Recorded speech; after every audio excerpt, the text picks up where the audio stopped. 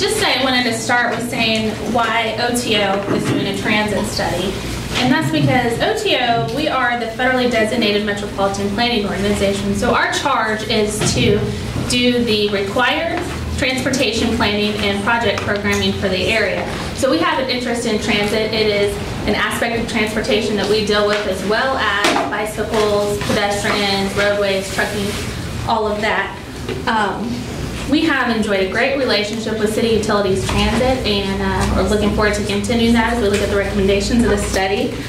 We asked SRF Consulting with Bob Bourne Consulting to look at the existing transit system from an outside perspective. We wanted an outside analysis of the performance of the existing system, improvements that could be made, as well as if we had additional funding, additional revenue sources, what we would do with our system, what the ultimate system would be like if we had a lot of additional revenue come in. And then third, we asked them to look at a regional perspective. Is there opportunities to provide transit to outside of the Springfield city limits? Are there some cities that would be primed and ready for that? Are there some employers that would be willing to support that? Do we have the population for that? And so they're here today to tell us the results of this study. We started about 6 months ago in October with some public meetings. We went out, we had 3 public meetings. We went out and talked to elected officials. We had a breakfast, invited chambers of commerce and elected officials to give us their input. And that's where we started. They took the past 6 months looking at the system. We surveyed riders of the transit system, and we got a really good response from that. So I'd like to just introduce Joe and Bob. Joe Kern with SRF leads the transit planning practice of SRF Consulting based in Minneapolis, Minnesota. He regularly works on city transit plans, corridor studies, and statewide initiatives, and most of his work is in the 10-state Midwest region.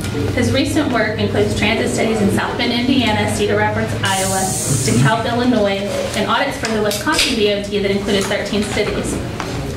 Bob Bourne is a consultant with Bourne Transit Consulting, specializing in management assistance, safety culture training, and marketing of university, small urban, and rural transit systems. In his consulting career, he has provided a wide range of services, from one-day visits to complete transit development plans. He has worked with universities, Indian tribes, small urban and rural transit providers. With more than 40 years of experience in public transit, Bob Bourne served as the director of SkyRide in Ames, Iowa for 25 years. Before coming to Ames, he worked at a variety of transit positions for several transit agencies in the Chicago area. With that, I'd like to turn it over. Very good. Hi again, I'm Joe Kern. I'll start the presentation and Bob's going to jump in from time to time. Sarah identified a number of the activities that we followed in terms of the study. I'll just kind of recap that in terms of the overall purpose. We looked at first determining how well the current services really are meeting the local needs, and that was really the intent of the outreach we did early on in the project. We really wanted to take the temperature related to the current services. Were they hitting current services hitting the mark well enough, or there's some areas that we need to readjust? That was really the intent. We did want to go then and identify if there are some specific opportunities for improvement. What would those be in terms of service configuration, and what would the outcomes be in terms of benefits or potential costs? Sarah mentioned again, we did also then take a look at what could be more significant changes to the system if there were the ability to tap into additional revenue sources. Could we stage improvements out to sort of, and then in that process identify sort of a maximum or max build scenario, and what would those impacts and benefits be as well. And finally, as Sarah mentioned, we were asked also to look at potentially developing regional services, primarily commuter services, what we end up looking at from 10 outlying communities, but then also potential service out to Branson. I'll start just by giving a recap of the current system. Bob will give you a little bit more of the insight of our findings on that first level of review. Again, there's a pretty extensive level of service here in the community, 14 daytime routes, 4 evening routes. The service operates over a long span of time. It does include weekend service as well. That's a very good level of service from what we see in other communities of this size. The service puts out about a little over 1 million miles a year in terms of the fixed route service, 1.5 million passengers a year, and these are just rounded off. Total annual operating costs around $7 million, and passengers bring in about $1 million of revenue. There is also specific service for the disabled population in the community called Access. That was not a piece of this analysis, so we focused primarily or extensively on the fixed route operation. In terms of the current users, again, as Sarah mentioned, we did survey the current users and got a very good response rate. This helps us, again, identify who is using the service and what they think about it. The service pattern says about a quarter of the users are under 25 years old. Only 60% of the users were over 65, so it's a little lighter on the senior citizen use in the community than what we see in some other areas. The gender balance is a little leaning a little bit toward the male side. Again, oftentimes in smaller communities, we see maybe a little reverse of that pattern. Female riders a little bit more proportional. In terms of the income levels, about 60% of the current riders were earning less than $15,000 a year, and 72% said they did not have a car available at the time they were surveyed for the trip. That's a pretty high level of lack of transportation. Over 65, or over 2/3 of the riders said they rode every day. So they're very dependent on the current system. They're not just occasional users. And about 29% said they had been using the service less than a year. That's a number we see in a lot of places. Somewhere around a quarter to a third of the riders are often do identify that they are new to the system. So you always have to consider how does your information about the service, whether it's printed material, it's online, is it in the correct languages these days, is it matching up with our current ridership? So when you have that kind of turnover in a year, you have to keep making sure your message is up to date. Only 37% of the users said they were going to or from work, and in communities of this size, we'd like to see that up a little bit higher. So that means that users are going to lots of different destinations, not just one, but that spreads the ridership out again across the day. It's very nice. They talked about the cars. 82% of the users said they had their travel needs met well enough by current CU transit, meaning they're not being, they don't have significant gaps and when they need to travel or where they need to travel. Mostly the current service as it's configured meets their needs. And 87% said the service, they were satisfied with the service. Again, that indicates we're starting from a position that, of strength in terms of the service, and we didn't need to dig at super in-depth levels to look for making major changes. Certainly some fine-tuning once in a while, but certainly that's a very good starting point. Question, would you anticipate 37% going to and from work? If that went up, then 60% earning less than $15,000 would come down? Certainly could, absolutely. So we've got to find out how to connect up the service and the people going to and from jobs. That's a growth market, absolutely. 15,000 minimum wage. Okay. Exactly. So that's our base and where we're starting. How does the service match up with some common indicators that we see in the transit business? We look at measures and we often assign letter grades, A being outstanding, F wouldn't be so good at all, just like school. We look at areas of performance like service coverage, how much of the community is covered by transit service within reasonable walking distance. We measured about 79% of the dwelling units had reasonable access to transit service. That's right on the break point between a B score and a C score. 80 would be a B, so it's pretty good. But again, it's not outstanding. Other communities of this size see a little bit higher. 90s are hard to attain. Mid-80s are sometimes attainable. So that's not bad as a starting point. Frequency of service, in this case, because we have mainly 30-minute service during the peak periods, commuting peak periods in the day, and 60-minute service in the middle of the day, the off-peak. We are under sort of the desired level for a community of this size. So we scored that more in the D and the E range. That might be something to invest in, and that's where we're going with some of our recommendations. The amount of time it takes to travel to a destination via transit or if you were to drive yourself, we look at the differential there. We want to have that differential reasonably small. It can't be equal to one another in most settings, but if it gets to be too much, if people have a choice, then they'll use their auto instead of using transit. In this case, the sampling of trips that we measured showed about 15 to a 20-minute differential, and that's pretty good. That's kind of average for a lot of communities, again, this size. If we have service coming in a frequent enough fashion, that shouldn't be an onerous differential for people to overcome. So that's not too bad. The span of service, when does it start and end? 17 hours a day here, that's very good. Grade B.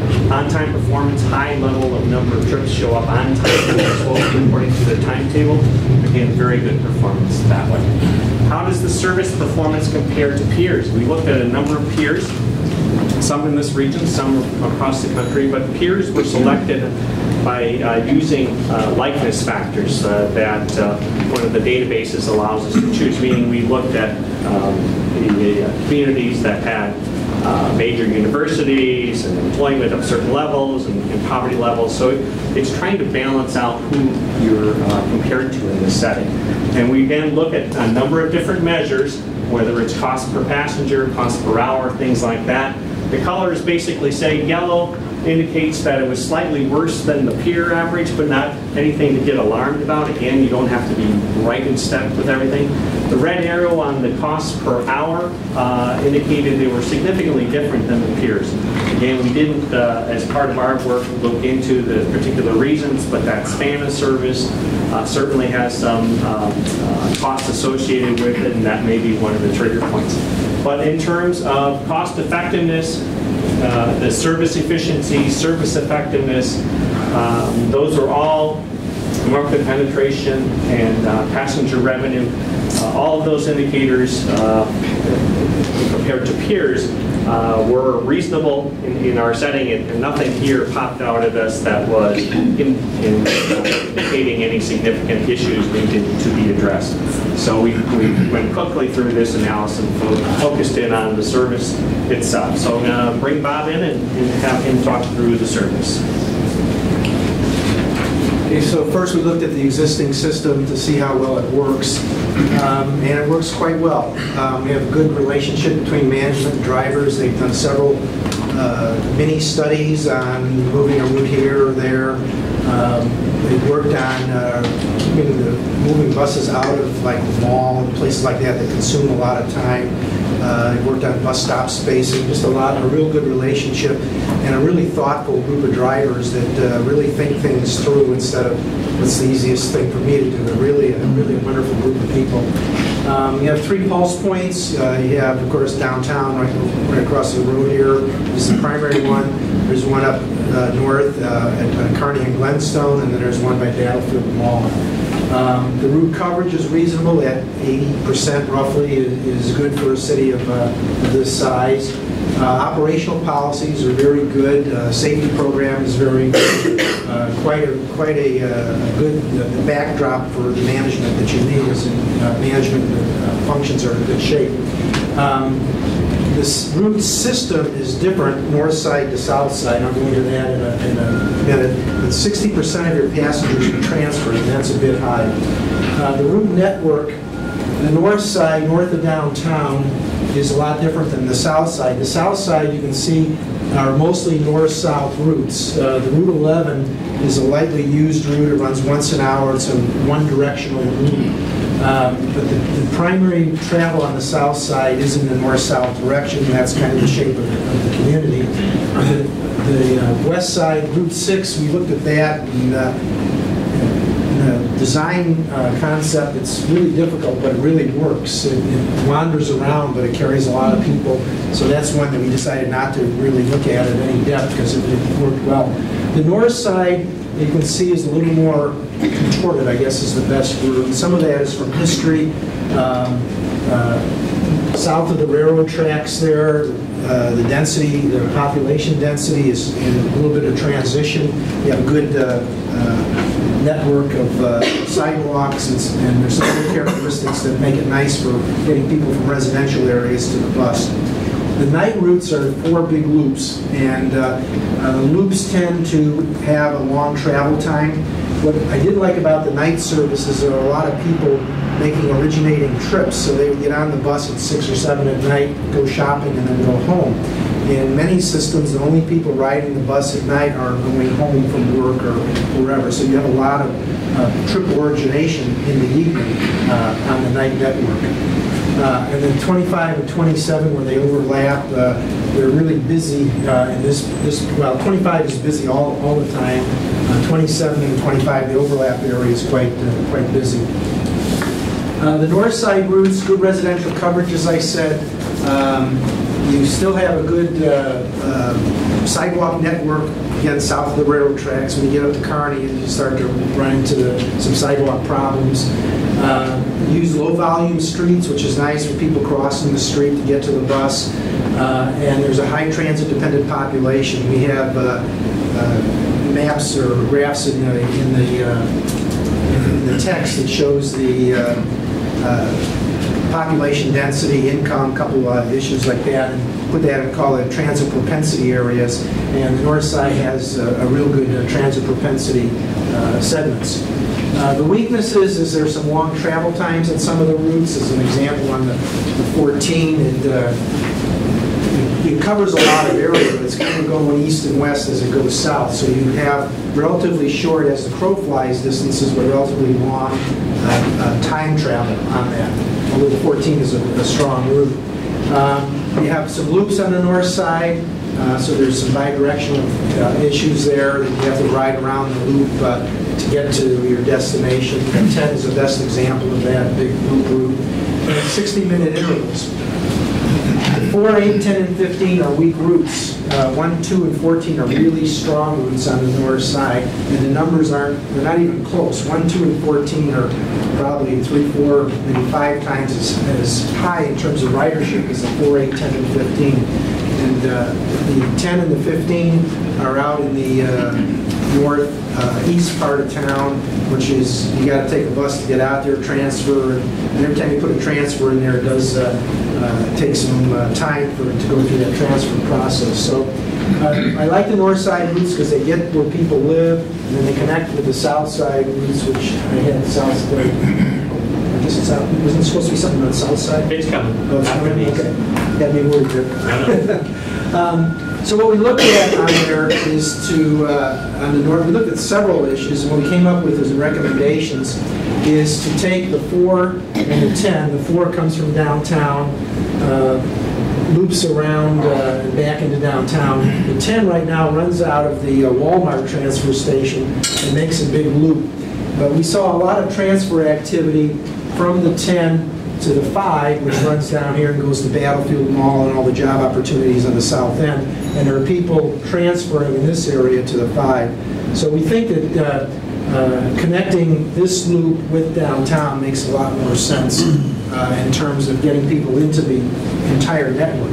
As it is now, anyone in this Route 10 area has to go up to Walmart and then transfer back to get to downtown. So this will save some time, be a little more direct on that. And they're both relatively weak routes.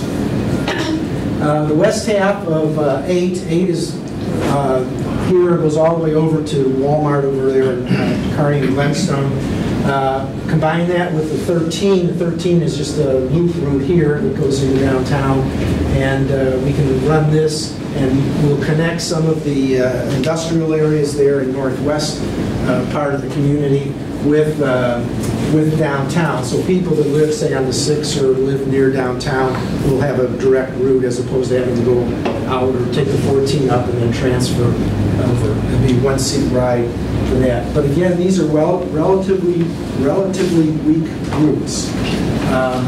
The 15 and the half of the 8, 15 now just runs out here. and then the 8 runs over here, we'll put that into a route. You're taking relatively low ridership routes and changing them, and there have been several changes since 1999. CU has tried several things to try and get ridership up, but the fact is that it's relatively low density, the jobs are relatively high paying, and our ridership is a relatively low income. There are low income people that work at these businesses out there, but when you have a long travel time and you have 60-minute intervals, you're not going to attract an upscale market into your buses. You either have to improve the frequency or have it really tailored to start and finish times. So we think that rearranging these things will help, but at best it might be a 10% increase in ridership, and it's a 10% increase on a low number. So it's not going to be a significant increase in ridership. The south side routes have good travel times. They're generally north-south routes. There's high use land development down there, as you have commercial along these major streets, and then the residential is back off of the streets into the neighborhoods. You have very high job densities. The medical facilities are really a high number of jobs per acre, and even a place like McDonald's can have 20 jobs per acre. I mean, those are really high job-rich areas. So we have good job density on the south side, and we have good shelter and bench density. You have about 10% of your stops have a shelter, which is high, and you have a very high bench density too, which makes it convenient for people to wait for the bus. The weaknesses, there's a couple places where we have schedule adherence in the afternoon where the buses are late. Passengers complain about missing their transfers, missing their connection. The drivers try to hold, but then the whole system starts to sag, waiting for one bus, and then one bus, sometimes they don't wait and they take off, and people have to wait 25 minutes for their connection. Remember, we had 60% of our passengers transferring, so that can add up over time to quite a few transfers in total numbers. Percentage-wise, it's low, but it's kind of sporadic in terms of the time of day when it occurs. The south side, you have a weak sidewalk infrastructure. You have your sidewalks are along some of the corridors, and there are some places where there is no sidewalk, and passengers are walking. You can see the pathways along where people are walking, where there should be sidewalks. You have turnouts. You have a lot of turnouts where the bus pulls out of traffic, but sometimes they have trouble getting back in traffic, and the driver said, anecdotally, several of them said, behind schedules, they don't pull into the turnouts and stay out in the road so they can get the people on and off and don't get stuck in the turnout. So that needs a much deeper level of analysis on turnout location and then how to get back into the flow. You have a lot of left turning traffic. Some of your cycles, the left turns are almost as much as the straight through in time-wise, and that doesn't allow a gap for the drivers to get back into traffic. And then there's some dangerous pedestrian crossings where people, you've got 3 lanes in each direction and a turn lane, you've got multiple left turn lanes, and it's really hard to get across there, especially someone that's elderly or has trouble walking. The system, as I said, there's 877 stops. Almost every stop is marked. There's a few out on Route 8 that aren't marked, and the drivers are stopping where people need to get on and off. The stop spacing really varies. CU's been good at trying to reduce unused stops, but it's at the point where if you continue to reduce the stops, your spacing spreads out. And if your spacing gets spread out too far, then the driver starts stopping in between stops. And we've seen that in several cities that have marked stops with wide spacing. Because the driver will do that as a favor to some person who has trouble walking, and then all of a sudden everything kind of falls apart on that. So we do have some concerns about that on the stop spacing. And as I said, drivers do get trapped in some of the by traffic in some of the locations. And there's a couple of stops that by railroad tracks and that we're a little concerned about that should really be moved. 10% shelters is high. That's a good high number. And then there's a few places where there's a little bit of vandalism, and some of the shelters or there's benches are starting to split a little bit. So that just has to be, that's a continuous problem that we put in there because we just have to stay on that all the time. Vehicles, 30-foot bus, I think we need to go to 35-foot bus.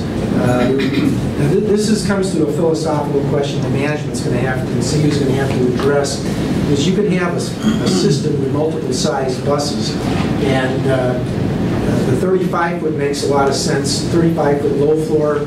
You have several trips with people standing on them now, so this will give you a little more space.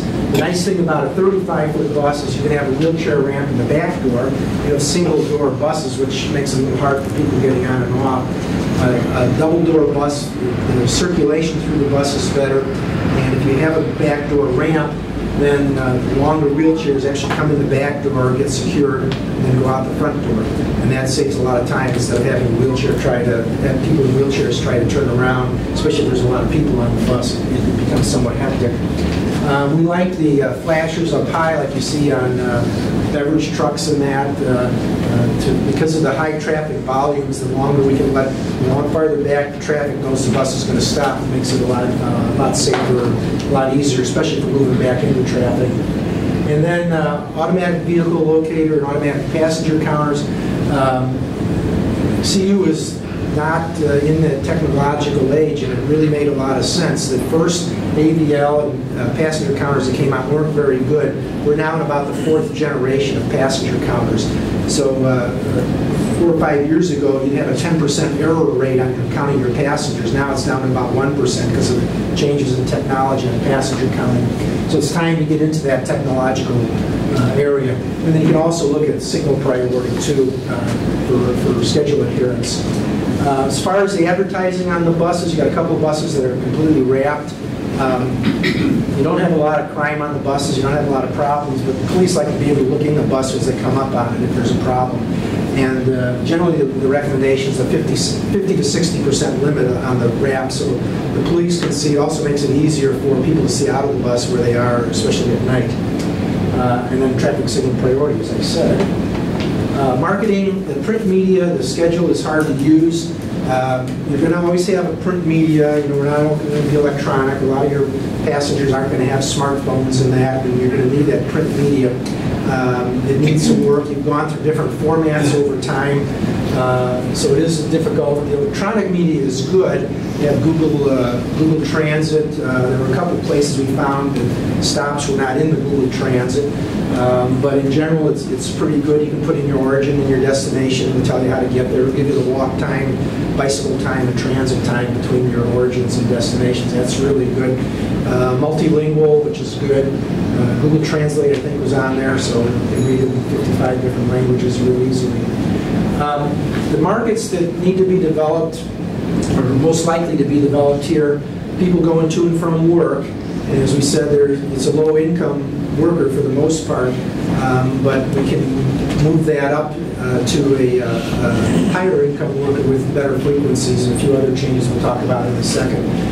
65 and over, that's the traditional research break, but actually now the new research is saying that it's retired people, because there's a lot of people less than 65 years old that are retired. There's these early retirees in their 60s, and that's a real strong market because they tend to have a little more time and a little more ecological sense. We'll use good bus service. We've seen that in several cities. And then you have a lot of college students here. You got 15,000 at OTC, and 20, I can't remember the number, at Missouri State, and there's several private colleges around here.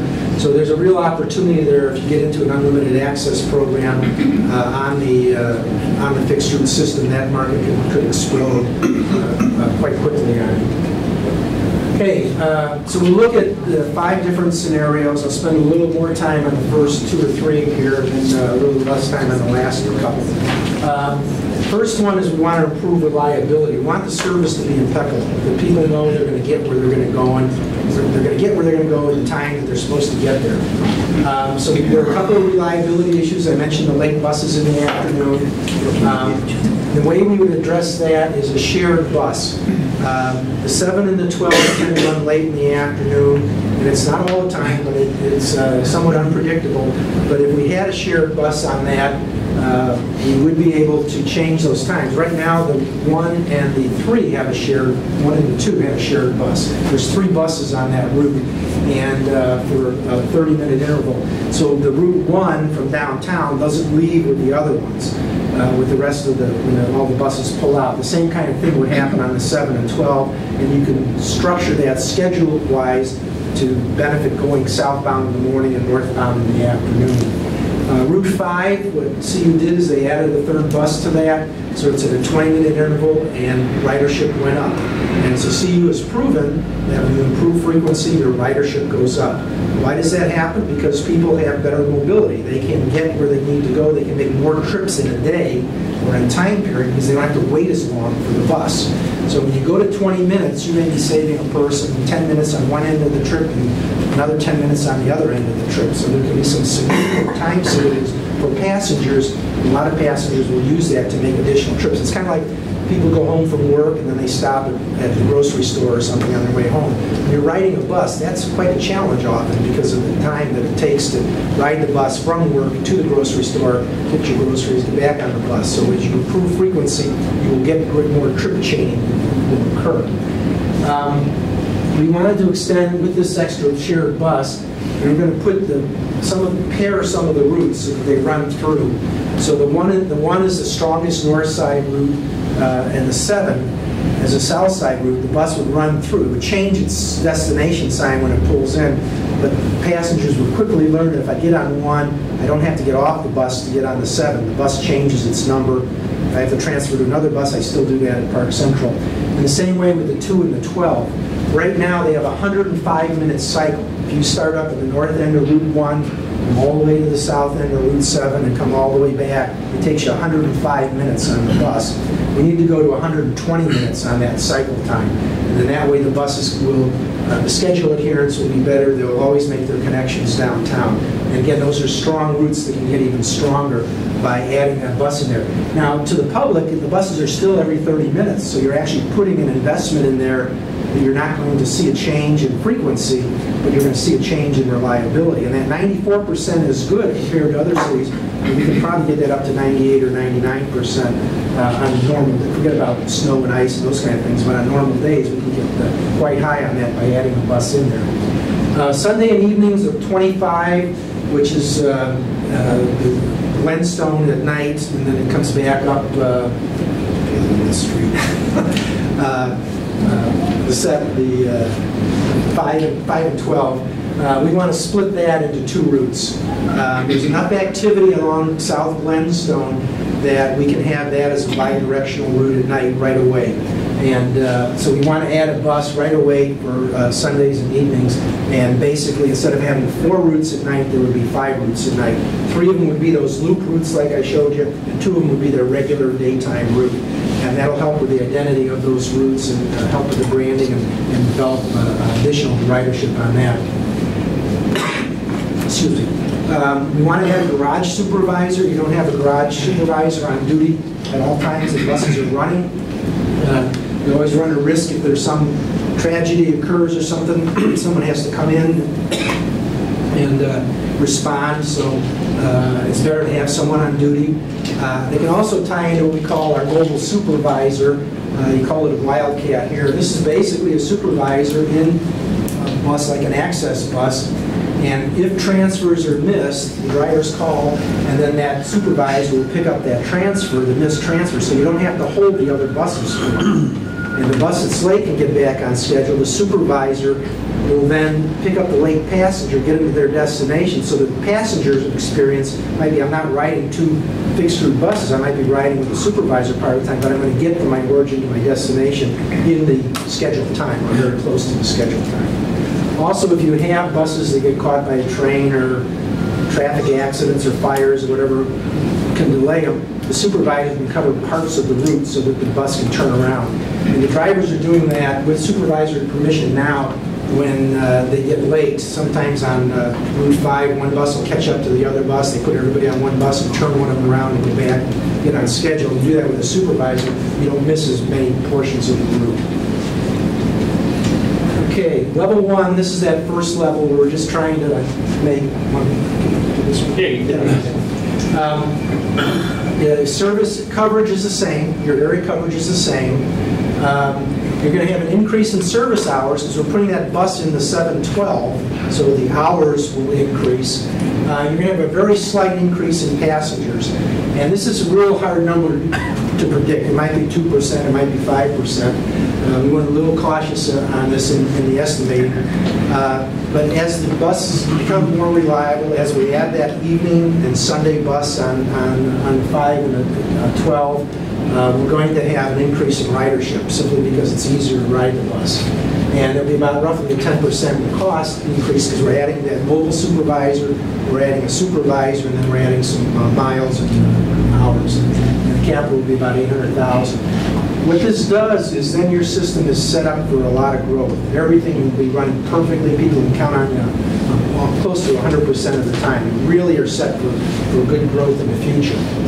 The level 2 changes, which can occur quickly, almost maybe even simultaneously with level 1, we start going to 20-minute peak periods on the best routes. So we combine the 1 and 7 together. We have 120-minute cycle time on that.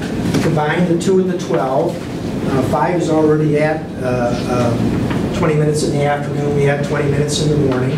6 is the west side bus, which will add to 20 minutes. And then 14 is the other north side bus. So your 3 primary routes on the north side, 1, 2, and 14, are going to be at 20-minute periods. Your busy south side routes, the 7, the 12, and the 5, are going to be at 20-minute peak periods. You're going to get a lot of riders that are going to come out on that. Frequency brings out the riders. We've proven that many, many times. We go to 30 minutes all day. The 9 right now has got a 60-minute gap, 60-minute intervals there. And the 410, which we said was a weak route going to the northwest or northeast and to the east, we think 30 minutes on that might work pretty well on that to pull the demographic numbers, the transit is good there. We think a 30-minute instead of 60-minute will pull some riders out of that.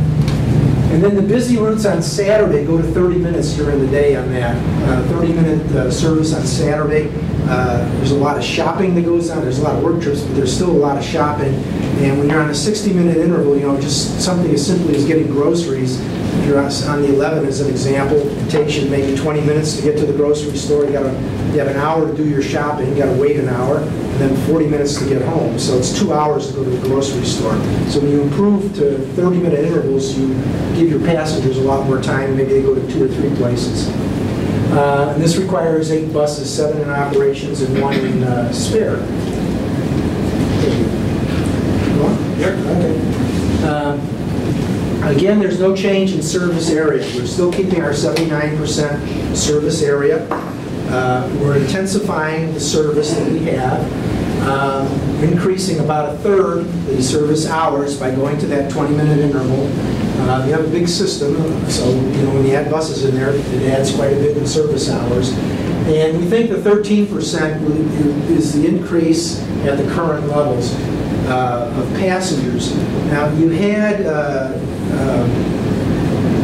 the day pass has been priced. You increased from 75 cents to $1 to $1.25 over the last 5 or 6 years. And you've changed your day pass pricing. Right now, it's 3 times the base price. Most cities, it's 2 times the base price. A lot of cities have eliminated transfers. You just have to buy a day pass. If you improve your frequency and you look at your pricing, you have a chance. 13% is at the current pricing structure.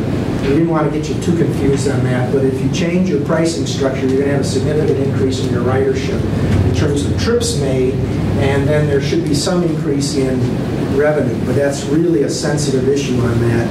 You have the downside data of increasing your day pass and your fare increases, so the upside would be to price it so that you get more trips made by your passengers. A lot of low-income people have a budget, and that's going to spend this much money on transportation, and they're going to take the trips they can afford to take. And so if you can make life easier in terms of your pricing, you're going to get more trips out of your current market group. So 34% increase, I said 1/3, and then $3.2 million on the capital cost. And this really gives you a chance to really, the ridership to take off. And again, if you price it with the unlimited access for the university college group. That can also do that. That'll give you the additional capacity that you need. Okay, the third level, and I said you can put 1 and 2 together at one time. We just kind of separated that to separate the managerial structure that's needed, and then the service, we put that mostly in level 2. Level 3 is where we start looking at area coverage. And so we split the 11, which is the big loop on the south side, we split that into 2 routes to make it bidirectional. So this is the Walmart, and the 11 makes this kind of loop right now. We're going to split it so that the 11 goes back and forth, and add a new route, the 16, to cover the south half of the 11 and go back and forth. And this is where we're starting to expand our area coverage into the western part of Springfield, where there is no service now.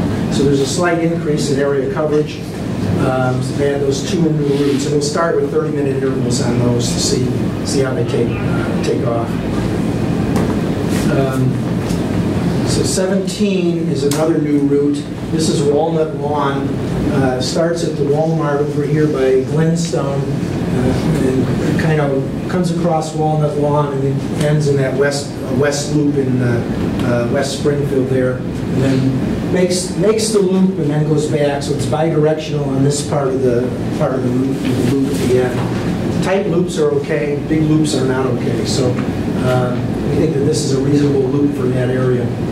The 18 starts down at the library and kind of wanders through some residential areas and then ends up at the Walmart. And it kind of connects the south end of the system. We have all these routes that are going north-south, so this kind of brings a connector down on the bottom end on that. Which Walmart is that? I'm sorry, what? Independent. And this is where we're going to get into bus size again.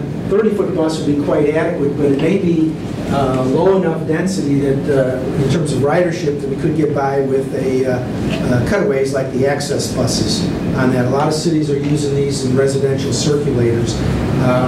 The risk you take is if you buy the smaller bus and the ridership goes up, and you got to replace it with a larger bus. But in terms of acceptability within certain residential areas, that the cutaway buses are usually more acceptable than the larger buses. And that would be something, as you go through a public hearing process, you'll see what kind of reaction you get on that. Level 3, 10 buses are needed. And I put 4 minis for the circulator routes. That reduces the capital cost. Then we take a little bit of risk. Now we have 3 sizes of fixed route buses. We have 35-foot fixed route buses, 30-foot fixed route buses, and then we have these mini buses out there. If one of them breaks down, you put a larger bus out, so your spares would, of course, be your 35-foot buses. Worst case is you have the larger buses out there. We're up to a 70%, 2/3 increase in hours. And again, a 33% increase in ridership based on current structures. Yes? Is that cumulative, meaning that 33% over where we were at level 2, or for the base? Okay, for the base. Yeah. Well, that'd be a really big number then. Yeah. And then the capital cost for the buses are $2.3 million. And this is a new concept. This is neighborhood circulators. In a way, your north side routes are neighborhood circulators, but this creates neighborhood circulators on the south side. And it creates a more east-west network on the south side. Those routes, 16, 17, 18, are primarily east-west. And you're weak on your east-west travel on the south side now. To go east-west, you got to come into downtown and go back down. Come in one route and go back out the other route. So this will create some east-west travel, making it a little bit easier. And then the neighborhood circulator is a nice concept. It's a nice marketing concept that can be developed to help explain the service and how it works. Anytime. Okay. I can do less. Okay. No, I can do fine. Level 4, this is where we get everything down to 30 minutes. We still have some 60-minute networks on the loop routes up there. 15 out to northeast route 8, which goes across Kearney, across the north side, and then the 13. We want to get those down to 30 minutes. And some of it's going to depend on what happens. In levels 1, 2, and 3, levels 1 and 2 can happen right away, and then it's going to take a while for level 3. And then you want to let the system kind of see what happens, because you may end up needing 15-minute headways. If ridership really expands on some of these 20-minute headways, you might have to go to 15. So this is where it gets a little more a little more difficult to predict what's going to happen, because you've changed a lot of the core system. So we went with 30 minutes, evening and Sunday routes at 30 minutes on, we had 60 minutes once in a while on the evening network. We may see a demand increase. You know, if you're getting people standing on the buses on Sunday nights or Sundays, then you go to 30 minutes on that and just develop what you see happening. It doesn't have to be everything at once. So there'll be a lot of monitoring of the service changes and the impact. The impact on one route may have impacts on other routes. And we looked at limited stop service on the busy routes. This is an express bus concept, 5 and 7, and 5, 7, and 12. And these are buses that make limited stops only at transfer points, and it reduces the travel time for the passengers on that. So this is very common in a lot of cities. And as the system develops, you have, as an example, the Route 5 would maybe express would only make maybe 6 stops along the entire route. It would travel almost at traffic speeds. So your average speed on the bus would be much faster than the bus that's stopping every bus stop. And again, no change in area coverage. This is just a little highlight on the express routes. We show those on the south side primarily because that's where the traffic moves. You have the highest traffic volumes. This is where you can get the greatest savings. And then when it ties into downtown, for the people going to the north side, you're going to save a lot of your passengers that are riding through. You're going to save them some fairly significant travel times. Even though it's not geographically distributed over the community, this is where it would have the limited stop service would have the greatest return for the investment. Outcomes, well, 12 new buses are required on that. Because of the 30-minute interval on a couple of the routes, and then the express buses, and you're going to hit your facility. Your maintenance facility is going to be strained by the time you get to level 4. We think you can do it pretty well through level 3, but you're going to hit a space issue there at level 4. And you've doubled your service hours.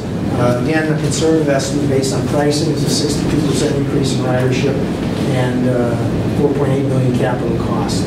So at that point at level 4, you'd have a really, really spectacular system, and ridership would be high. It would be really easy to get around town. And sure, I'll do the next ones. So at the end of, or the conclusion of level 4, we really had reached our mission of doubling the system in terms of operating cost and miles. That's at that 100% change level. And again, the ridership, we're saying very conservative based on the old elasticities of demand of change. But again, if people in this community respond to frequency changes in others, and if we get into some of those newer markets, the ridership can take off in a big way. And also address our pricing structure. We did one additional analysis, and that was to take it to the ultimate, and that was in our scope to change all routes to 15-minute service during the peak, 30 during the off-peak, and fill in the system as best we could.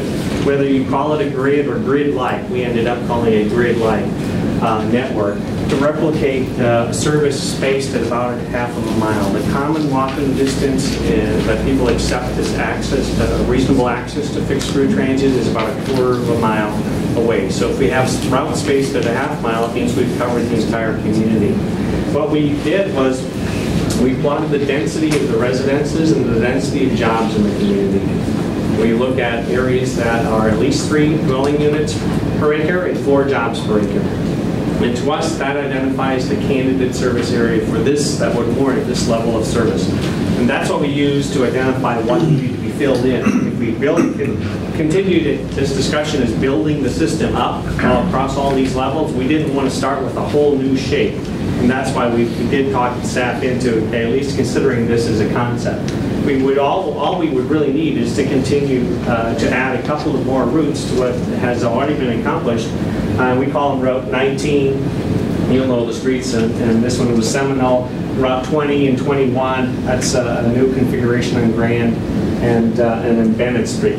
But when we do that, we end up with a configuration that puts routes at just about half-mile interval across the community, again, where those densities of jobs and residences really warrant. And so that gave to us, and we could maintain most of our rest of our investment in the system. That completes the grid-like configuration to the half-mile space. And to deliver that, we would need a lot of service. 41 new buses, almost a 200% increase in service hours. You get a lot of bump in terms of passengers, but that's going to cost you, 200% more in terms of operating costs. Almost $10 million in capital. But that would be putting this community out front in terms of service delivery. With that amount of service, it would be a model for other communities of this size to take off. So again, that might be the ultimate build-out scenario, recognizing that's pretty far out, but at least it gives you a framework to consider how the other options and investments in the other levels might actually lead into and feed into a higher configuration. We do have the performance quality systems. I won't bore you with the numbers here, but again, we've laid out the costs and the ridership and the performance measures, and get some pretty significant changes occurring. Once we've got that level 2 and 3 would form a nice base. Getting to level 4 requires a pretty significant jump up. But again, these are all staged that the community can consider different investment strategies. The last piece, so we can get into the regional services analysis, again, to take a look at potential services for 10 communities that are nearby and one, Branson, is a little bit further away. The way we did that was to look at the population of those communities. We looked at the workers from those communities coming into the Springfield area. In Branson's case, the workers coming from Springfield down to Branson as well. We looked at the percentage of the population that's commuting and the travel times as we initially identified some opportunities. And immediately we can begin to see some strong opportunities. Battlefield, Nixa, Ozark, Republic, Willard has even got some pretty good numbers in terms of commuters. Our database really is a database that's generated from the United States Census Bureau, and it tracks actual locations of employees down to the block level. So we're pretty precise in knowing from where a person originates, their home, and where they're going to work in terms of this analysis. What we did was consider a couple of different ways to configure the regional services. We call it a run-through pattern, where you'd start in a community and you go all the way through Springfield on a designated street to serve as many of the destinations, employment destinations, as we could.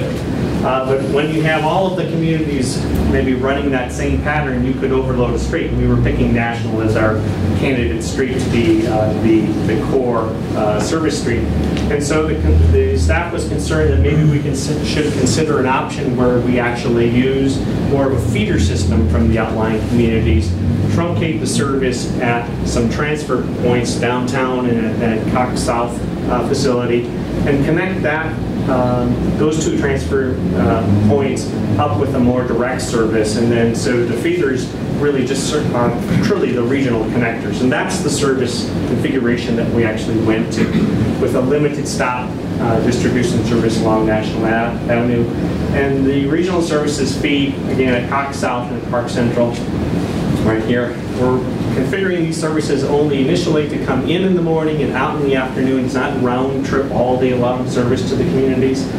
And we tried to time them in terms of schedules. These were very preliminary schedules, so that they would connect up with the pulses of the local transfer system here in town. So that you would come in, you'd have maybe a couple of minutes wait, hop on the local bus. If your destination isn't along National, you could still get to other places in town. When we estimate riders, a common level of what you can get on a regional service might be on the order of 2 to 3% of workers. And that's what we used in establishing the range of potential ridership here. We've used that in other communities. We did look at the sensitivity to those ridership numbers by moving the fuel price up $1 at a time, 3 to 4 and then 4 to 5. Obviously, we blew past three long ago. But again, it gives you an order of magnitude, and we use sensitivities and elasticities that are common to the industry, which is basically for every 1% increase in price, you get about a quarter to a third increase in ridership. That's all that's been sustained in all of our ups and downs of fuel price. Sometimes you get a little more of a pop initially, but people, as soon as they get comfortable, a little more comfortable with the number, they go back to their old habits, which is driving. And we were asked to look at years 1, 5, and 10 of these potential services, and we did a revenue level. So what does this show? So I won't go through again. Year 1, year 5, year 10. Year 1, we assume a smaller ridership base because people are just getting comfortable with it. So year 5 represents our ultimate build out of the number in terms of ridership. Year 1 was only half of that. It's 50% because we know it takes time for people to get comfortable with new services. By year 10, we see new populations of those outlying areas, and so we raised everything up in terms of ridership according to the population growth in all those communities. The two concepts that had the most merit in our eyes were the Nixa Ozark concept and then a Battlefield Republic concept. So the Nixa Ozark basically is going to serve in the morning a loop that travels counterclockwise, in the evening it would travel clockwise, and with one bus you could serve this initially to start and have a service that operated 2 trips in the morning, 2 trips in the afternoon. And the results were pretty significant in terms of ridership. In perhaps year 5 would be, if I can find my ridership number, we're talking about 150 to over 200 riders a day. Again, we construct a range here. You can't have an exact level of precision on these things. Just from that one bus would be a very significant start of a regional service. The ridership potential in those 2 communities is very significant. It's a fast trip to connect up to the Cox South service transfer area.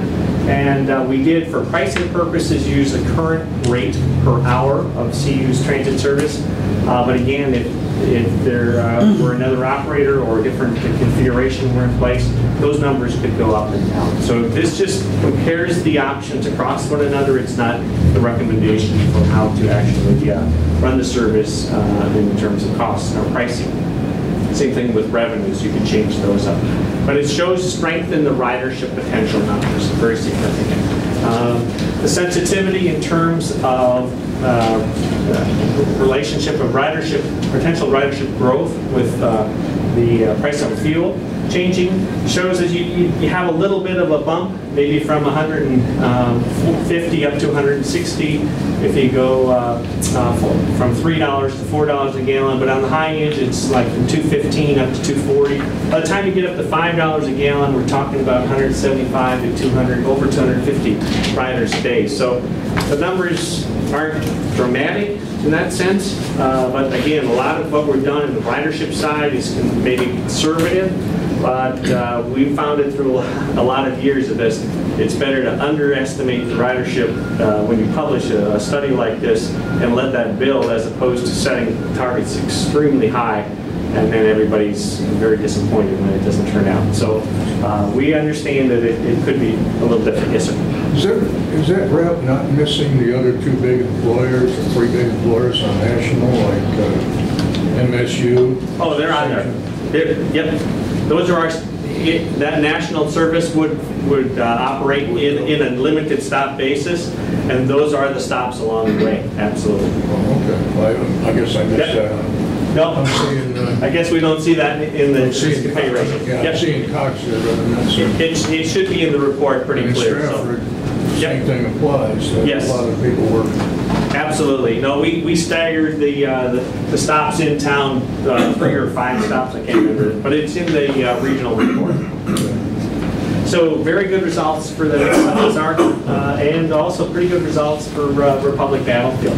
concept. I mean, here what we're doing is starting in Republic, having an opportunity to connect up with the Battlefield folks and then run into the Cox South. In this case, you would require 2 buses because of the desire to have service arrive in the downtown Springfield area about a half hour apart. Again, we set it up at 7 and 7:30. We tried to see if we could match up with the employment shifts, but everybody's a little different, and we thought it was best to try and stay with the transit connection capability first and let the people adjust to their own work site off of those schedules.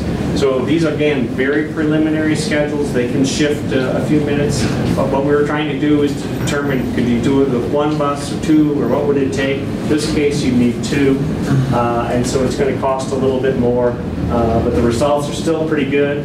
What we're looking at in terms of maybe in year 5, you'd have ridership of about 90 to maybe 130 a day. That's, you know, about half, a little bit less than, not quite, maybe 2/3 of what was being found for the Nixa Ozark. But again, pretty good opportunities to start with here. Once we get into the metrics, I guess, come later. But overall, this was, again, a pretty good service. What would that cost to operate per hour? I should have done that on the Nixa Ozark. The annual cost for operations and maintenance, year 1, because you can do it with just 1 bus, is less than $100,000 a year at current rates. Year 5, because we're actually carrying too many passengers, we need to operate 2 buses because of capacity. That's a good problem to have. And so the price doubles, and you're about $150,000 per year to operate the Nixa Ozark service. That's without regard of fares. The Battlefield Republic service, it would cost you a few fewer hours, and we'll stay with 2 buses.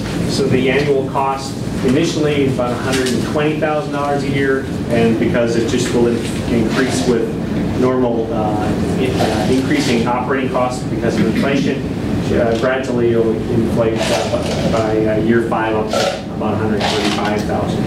So the Nixa Ozark service, again, because we would expect ridership to increase pretty quickly, you're going to go from 1 bus there to 2 to 3 very quickly. Here with Battlefield Republic, you can probably operate with 2 for the first couple of years up through at least year 5.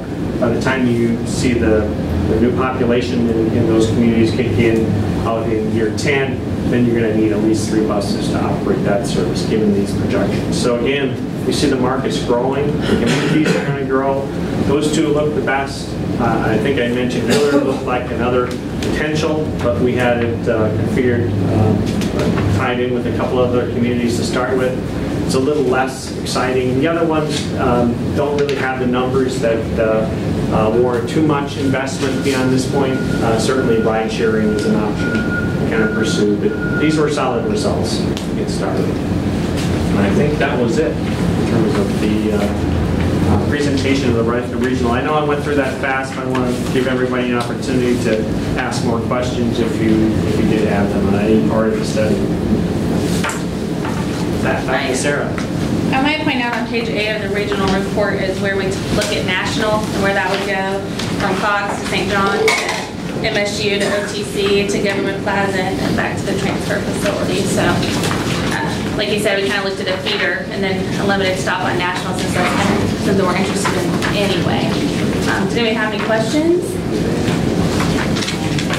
I have a question. I'm not by any means a transportation expert, so I don't know that I understood everything, but it seems like the population that would be served by a regional system would be very different from the population that we see in the Springfield current system, because in Springfield with 72% having not having access to cars, it seems like the bus system is kind of acting as an alternative to cars. But in the regional system, the population, I mean, you have to get to the stop in Nixa or Ozark or Stratford or wherever. So what would be what's the incentive for somebody who lives in Ozark to drive their car to the bus stop and then take the bus into Springfield? Sure. In a lot of communities, if you do have the ability to put in place a park and ride configuration, now you don't have to build a unique facility, maybe MoDOT does that, or sometimes they encourage partnering with a business that doesn't have a daytime demand level for all of their parking spaces. Sometimes churches, religious areas, movie theaters, whatever it could be, grocery stores. If you can get people to come to you, that's good for bus operations. Then we don't have to wind through the community. In these smaller communities, we probably think you'd have to have a couple of different points to start with. But then the idea is you try to get people to come to you, because most of those folks or a lot of those folks are going to have access to a car. So getting in, driving that first mile or 2 miles, or if they're coming even from other outlying communities, isn't a big deal. What they avoid is it's a direct, fast route. It takes them really close to their employer, because again, our ridership estimates only counted those people that were working basically within that half-mile zone around these limited stops along National Avenue. So we do have a general factor that we include for access to all of Springfield's employment, but the ridership is really conservatively based because that's how many employees along National Avenue. Those clusters are huge. So you don't have the hassle of parking, you have the reliability factor, fuel cost, fast trip, all those things. Maybe sometimes you have the employers put in a good word, or sometimes other programs have had employers put in rewards points kind of deals, or put your name in for a whatever, incentive. Maybe some have even helped subsidize bus passes in other communities. So we didn't pick a program like that, but there's lots of different ways to build excitement in the outlying communities to get on board these services. Yes? I noticed the cost of these buses that you're talking about expanding to the 35 passenger, they're not inexpensive. And there'll be quite a fight, I'm assuming for federal funds, that's when you'd probably have to purchase those, because I noticed the ridership doesn't pay for them. Are there criteria in your study that would justify the purchase of those buses through federal funds? In other words, could you all make a case for using federal funds and acquiring those funds? I know it's only $1.5 million for $100 and something thousand a piece, but still 10 buses or 5 buses. Do you all have in your study the criteria that would justify the purchase of those buses for CU? Anybody want to? On fixed route? On the fixed route, well, your average fleet now is 11.8 years old, so design life on a bus is 12 years. You're getting 8 buses now, I believe. So it's just a matter of upgrading from a 30-foot to a 35-foot. There's a program, State of Good Repair, that funds buses that are the oldest buses in the country. So yeah, the justification is going to be the age right away on that. You'll qualify pretty soon.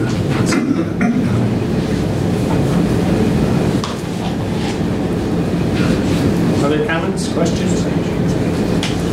I want to know more about the Branson ridership numbers and how those were determined, and if Branson had its own transit system, would it make a difference in projected ridership for Springfield Transit? We did Branson in 2 directions. We first looked at what was Branson contributing to Springfield, and then we looked at what is Springfield contributing to Branson. And it's like Springfield to Branson is 2-to-1 over the other direction. So we set up our initial numbers really concentrating on that. And again, it's it's a pretty fast shot, pretty conservative in terms of mode split estimate. Would it affect things in Branson on that side? Perhaps. If our model here in Springfield assumed that limited stop kind of quick distribution.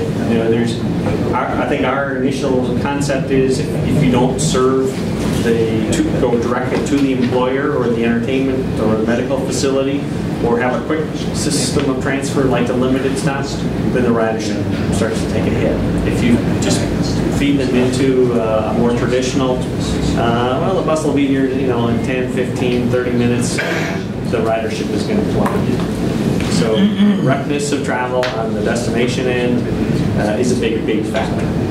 The more you can self-distribute, and that's pretty much what we anticipated was a self-distribution to a couple of points. Is weather factor in ridership? Has it been factored into the calculation? I mean, on a cold, rainy day, do you get more riders, or With those people numbers, stay home, or they want to get on a bus? when you got to go to work, and you don't have a car, or you got to go to something else, and you don't have a car, and you ride whatever percent was, ride every day. So it was a high proportion. They're going. That's why the more we Not can, me, but they can. the more we can make sure buses are reliably on time, and you've got information and access information to the customers, then you're doing a good job. When you show the 10% for bus stop enclosures, I'm wondering, 90% of those people are going to be wet. Yeah.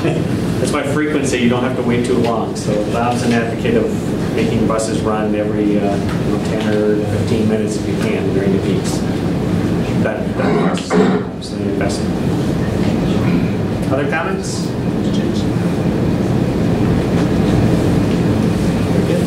Okay, well, thank you. As far as the next steps go, obviously the no-cost recommendations, City Utilities Board, that's up to them to look at, but they can, take a look at those, and if those will benefit the public and go to public hearings if they decide, that's something they want to explore. All the additional investment scenarios, we really need to get a better feel for elected official support, public support.